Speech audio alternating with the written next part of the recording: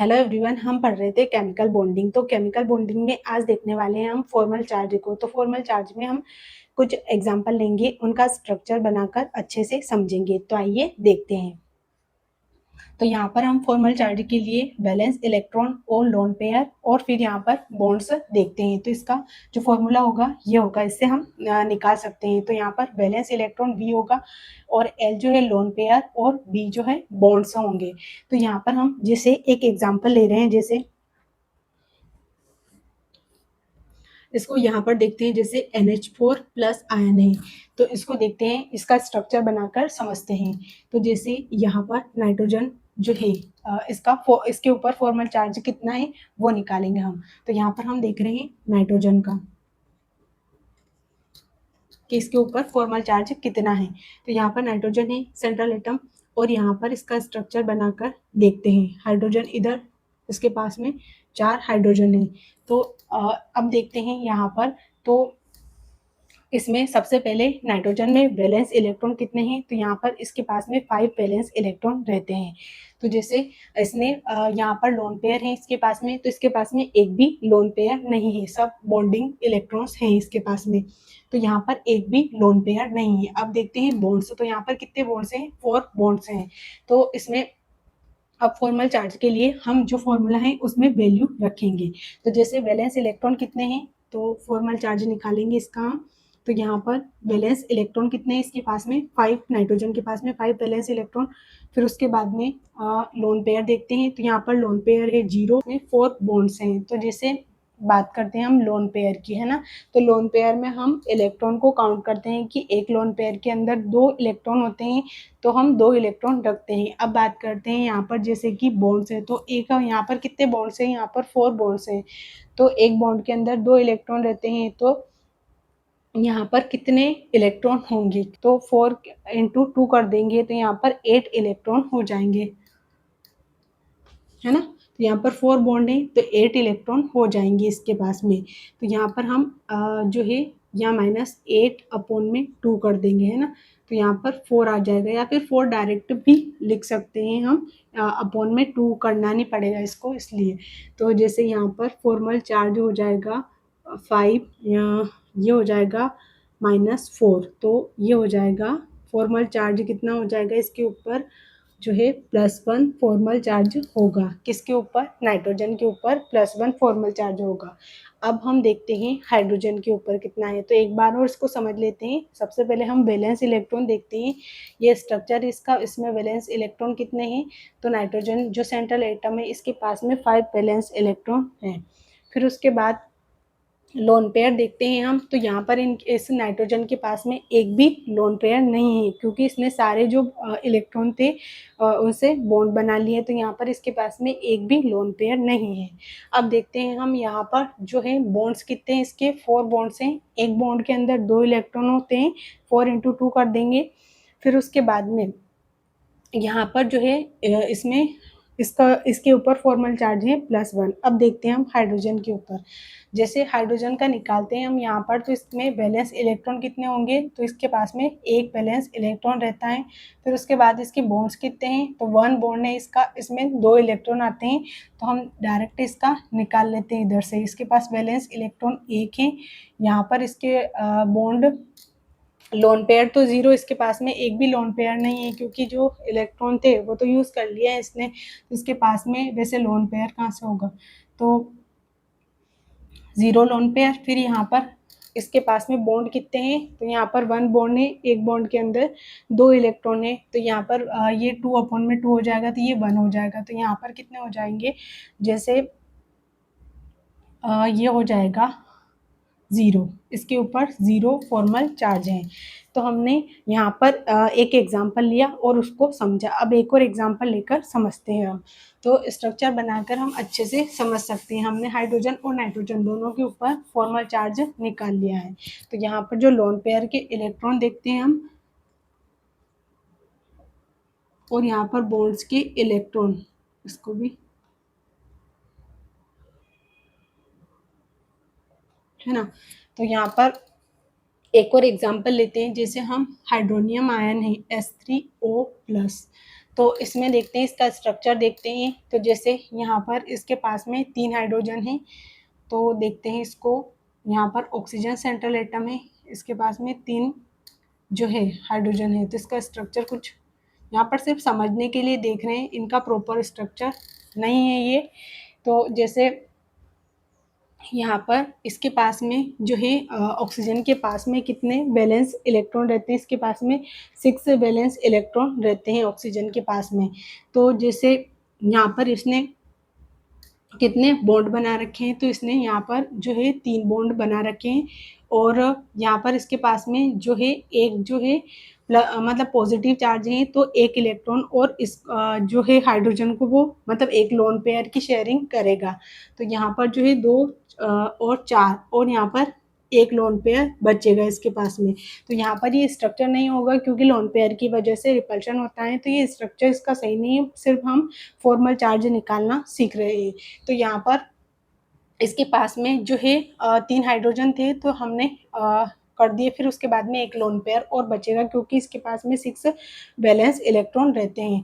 तो यहाँ पर जो है 2 और 2 4 और 5 6 हो गए इसके। अब हम यहाँ पर फॉर्मल चार्ज निकालेंगे। तो इसमें वैलेंस इलेक्ट्रॉन कितने हैं फॉर्मल चार्ज के लिए, तो यहाँ पर जैसे 6 वैलेंस इलेक्ट्रॉन और यहाँ पर एक लोन पेयर है। लोन पेयर में कितने इलेक्ट्रॉन आते हैं, एक लोन पेयर में 2 इलेक्ट्रॉन रहते हैं। तो यहाँ पर 2 करेंगे।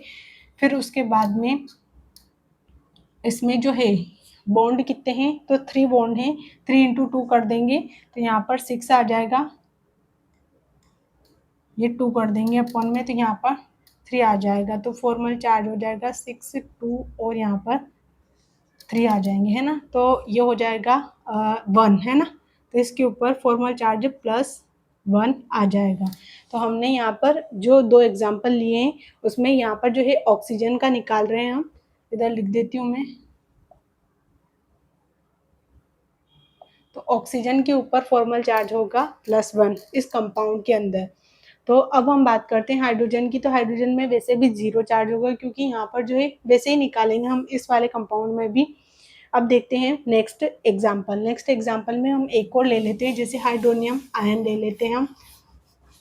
हाइड्रोनियम आयन है, इसको देख लेते हैं। यहाँ पर जैसे ये आयन ये कंपाउंड है हमारा, है ना। तो इसके अंदर देखते हैं हम। तो यहाँ पर जैसे ऑक्सीजन के ऊपर फॉर्मल चार्ज निकाल रहे हैं हम, है ना। तो यहाँ पर ऑक्सीजन की वैलेंसी होती है 6। तो देखते हैं इसको। इसमें एक हाइड्रोजन है इसके पास में, है ना। तो यहाँ पर हाइड्रोजन के इनके बीच में एक बॉन्ड है। अब देखते हैं यहाँ पर माइनस है, मतलब एक इलेक्ट्रॉन एक्स्ट्रा है। तो यहाँ पर जैसे इसके पास में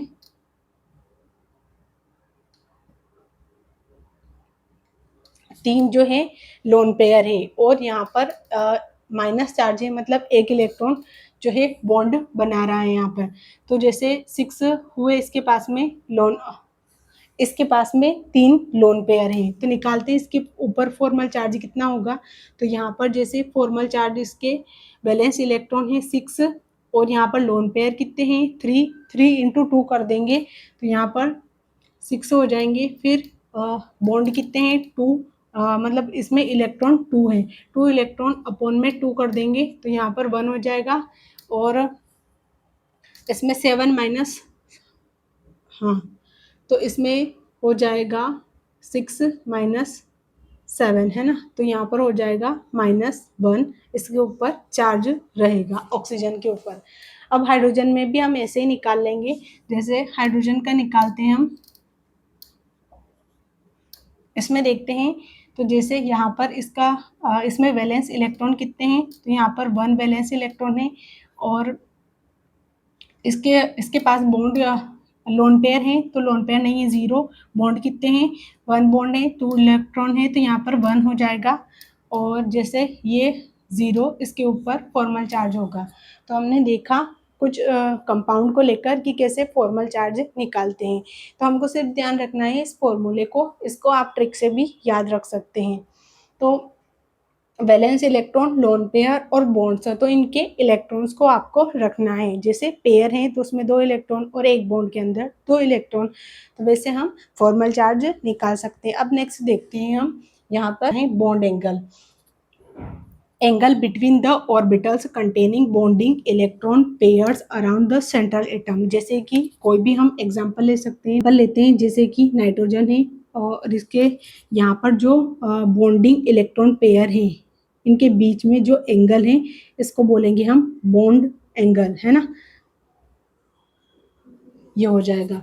तो यहाँ पर जैसे सब जितने भी कंपाउंड है उनमें अलग अलग रहेंगे बॉन्ड एंगल, हर एक का अलग रहेगा, तो उसको देखेंगे हम। अब बात करते हैं बॉन्ड लेंथ की, distance between nuclei of two nearest atom. तो जैसे कि यहाँ पर समझते हैं इसको, यहाँ पर दो एटम है और एटम जो है इनमें न्यूक्लियस है, तो ये दो एटम है, इनके बीच में बॉन्ड बनेगा। तो ये जो न्यूक्लियस है, यहाँ से इस वाले न्यूक्लियस और इस न्यूक्लियस के बीच की जो डिस्टेंस है, ये वाली जो डिस्टेंस है इसको बोलेंगे हम बॉन्ड लेंथ। तो डिस्टेंस बिटवीन टू न्यूक्लियाई, तो यहाँ पर जैसे कोई भी बॉन्ड बनता है तो उसमें दो एटम रहते हैं, एटम के अंदर न्यूक्लियस है, इनके बीच की जो डिस्टेंस है उसको बोल रहे हैं हम बॉन्ड लेंथ। जैसे हम कुछ देखते हैं, जैसे कार्बन और कार्बन है, कार्बन और कार्बन है, ये इसके बीच इनके बीच में सिंगल बॉन्ड है, कार्बन कार्बन के बीच में डबल बॉन्ड है और कार्बन कार्बन के बीच में ट्रिपल बॉन्ड है। इसको थोड़ा सा पास में करते हैं हम, तो यहाँ पर डबल बॉन्ड है और यहाँ पर सिंगल बॉन्ड है ना। तो यहाँ पर जो है बॉन्ड लेंथ इनवर्सली प्रोपोर्शनल होती है बॉन्ड मल्टीप्लिसिटी के। तो जैसे यहाँ पर 1 बॉन्ड है, 2 बॉन्ड है और 3 बॉन्ड है, तो जैसे जैसे बॉन्ड बढ़ रहे हैं यहाँ बॉन्ड मल्टीप्लिसिटी, जैसे यहाँ पर 1, 2 और 3 की बॉन्ड लेंथ सबसे कम होगी, क्योंकि यहाँ पर ये जो है इसके इनवर्सली प्रोपोर्शनल होगा। तो ये वाला पॉइंट भी हमारा हो जाता है। कार्बन कार्बन के बीच में सिंगल बॉन्ड है तो इसकी बॉन्ड लेंथ सबसे ज़्यादा होगी। फिर कार्बन कार्बन के बीच में डबल बॉन्ड है तो इसके बाद में ये आता है, फिर लास्ट में इसकी बॉन्ड लेंथ सबसे कम होगी। अब देखते हैं हम bond enthalpy, amount of energy required to break 1 mole of bonds in gaseous phase. तो समझते हैं इसको। यहाँ पर जैसे कि कार्बन कार्बन ले लेते हैं हम, यहाँ पर इनके बीच में सिंगल बॉन्ड है, इनके बीच में डबल बॉन्ड है और यहाँ पर ट्रिपल बॉन्ड है। तो 1 मोल जो बॉन्ड को ब्रेक करने के लिए जितनी एनर्जी की रिक्वायरमेंट होती है उसे बोलते हैं हम बॉन्ड एंथैल्पी। तो यहाँ पर जैसे 1 बॉन्ड है, एक बॉन्ड है, तो इसको ब्रेक करने के लिए कम एनर्जी की रिक्वायरमेंट होगी। फिर यहाँ पर डबल बॉन्ड है और ट्रिपल बॉन्ड है, तो यहाँ पर माना जाए कि जैसे कौन सा बॉन्ड जो है सबसे ज़्यादा स्ट्रॉन्ग होगा, तो यहाँ पर जैसे ट्रिपल बॉन्ड सबसे ज़्यादा स्ट्रॉन्ग होगा, क्योंकि यहाँ पर इन बॉन्ड को ब्रेक करने के लिए हमें ज़्यादा एनर्जी की रिक्वायरमेंट होती है। तो इसको बोलेंगे हम बॉन्ड एंथैल्पी। अब नेक्स्ट पॉइंट आता है, जैसे कि यहाँ पर जैसे ये,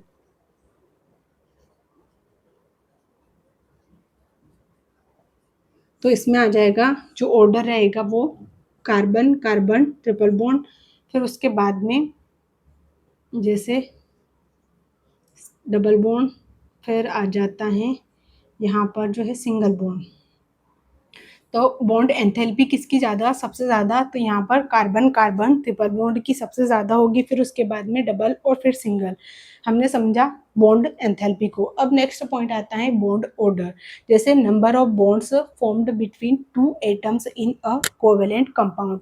तो यहाँ पर कोवेलेंट कंपाउंड देखते हैं हम, तो जैसे कि कार्बन, यहाँ पर एग्जाम्पल कार्बन कार्बन ही लेते हैं हम। जैसे कोवेलेंट तो बॉन्ड किन के बीच में, नॉन मेटल के बीच में बनता है, वैसे तो Cl2 हो गया, H2 हो गया।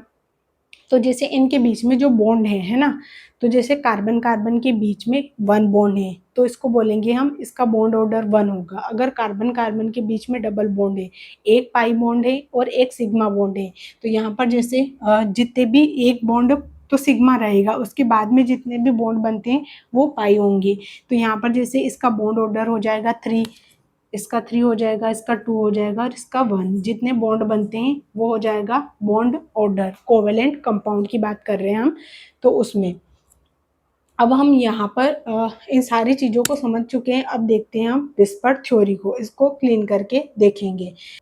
तो अब देखते हैं हम विस्पर थ्योरी को। तो ये है valence shell electron pair repulsion theory. जैसे बात करते हैं हम वैलेंस शेल की, तो उसके अंदर जो इलेक्ट्रॉन पेयर्स रहते हैं वो मैक्सिमम डिस्टेंस पर रहना चाहते हैं, क्योंकि यहाँ पर जो है मैक्सिमम डिस्टेंस पर रहना चाहते हैं, तो उसकी वजह से इनके बीच में रिपल्शन होता है। जैसे कि बात करते हैं हम मैग्नेट की, तो मैग्नेट के जैसे सेम पोल पास में आ जाते हैं तो उनके बीच में रिपल्शन होता है। ठीक उसी तरह इनके बीच में भी रिपल्शन होता है, तो उससे एक मिक्स्ड जो है शेप बन जाती है मॉलिक्यूल की। अब देखते हैं हम यहाँ पर जैसे कुछ एग्जाम्पल को लेकर विस्पर थ्योरी को समझने की कोशिश करते हैं। जैसे यहाँ पर हम कुछ एग्जाम्पल ले रहे हैं। जैसे सबसे पहले बात करते हैं हम मेथेन की, यहाँ पर अमोनिया हो जाएगा, और एक ले लेते हैं हम वाटर। 3 एग्जाम्पल है हमारे पास, इसे समझते हैं। जैसे इसका स्ट्रक्चर बनाते हैं, कार्बन इधर इधर इधर, यहाँ पर हाइड्रोजन रहेंगे इसके साथ में, यहाँ पर 4 हाइड्रोजन है। अब बात करते हैं नाइट्रोजन की। नाइट्रोजन में इसके वैलेंस इलेक्ट्रॉन होते हैं 5, तो यहाँ पर हाइड्रोजन है इसके पास में 3, तो यहाँ पर कितने बच जाएंगे 2, और इसके पास 2 इलेक्ट्रॉन और बचेंगे, मतलब एक लोन पेयर बचा है। अब बात करते हैं हम वाटर की, तो यहाँ पर वाटर में जो है एक ऑक्सीजन सेंट्रल एटम रहेगा, और इसके पास में वैलेंस इलेक्ट्रॉन रहते हैं 5 के 6। बताइए, आप कमेंट करके बताइए। तो इसके पास में रहते हैं 6 वैलेंस इलेक्ट्रॉन, तो 2 तो इसने यूज कर लिए, तो इसके पास में 2 लोन पेयर बचे हैं। अब इससे समझते हैं हम, तो एक चीज समझ लेते हैं हम यहाँ पर, जैसे कि कोई भी कंपाउंड है तो उसमें देखते हैं तो सबसे ज्यादा रिपल्शन किन के बीच में होगा यहाँ पर, वो समझेंगे हम। तो यहाँ पर एक कंपाउंड है, सारे बॉन्ड है, यहाँ पर एक भी लोन पेयर नहीं है। डेफिनेशन में इसने बोला है कि number of valence shell electron pairs bonded और non bonded present around the central atom decide to shape of a molecule. तो इससे शेप डिसाइड होती है मॉलिक्यूल की।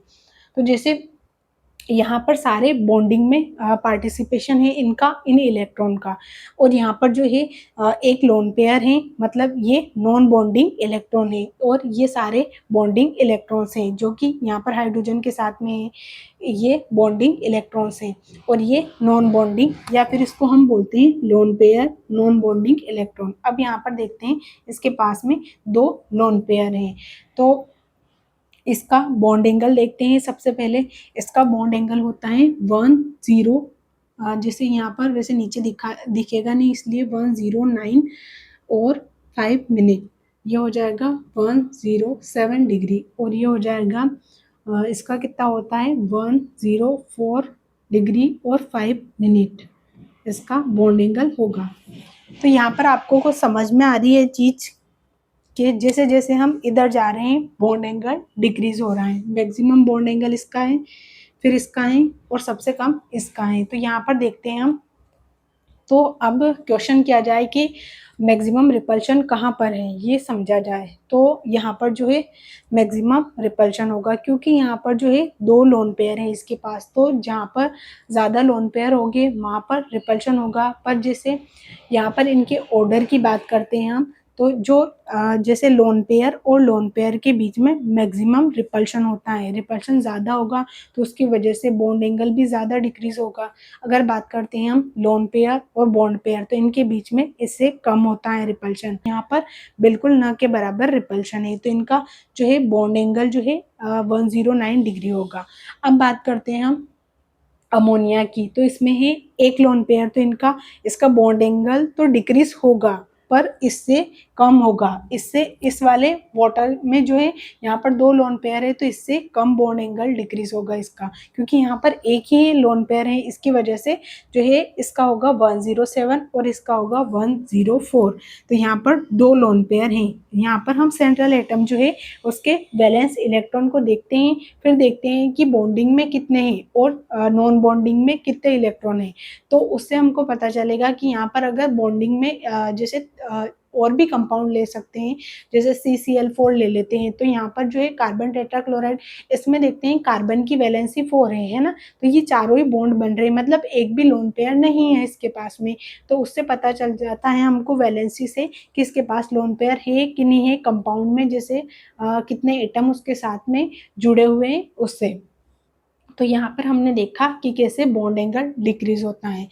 अब देखते हैं हम कि यहाँ पर जैसे कि स्टेरिक नंबर है 2, तो यहाँ पर जो है कंपाउंड का शेप कैसा होगा, तो वो होगा लीनियर। अब बात करते हैं जैसे इनके बीच में यहाँ पर कोई भी कंपाउंड है, जैसे मान लिया जाए ऑक्सीजन है ना, और यहाँ पर कोई भी एटम जुड़ा हुआ है उसके साथ में, तो या फिर कोई भी मान लिया जाए यहाँ पर, जैसे अगर लोन पेयर आएगा तो वो फिर रिपल्शन वाली बात हो जाएगी, होगा 180 डिग्री का इसका बॉन्ड एंगल होगा।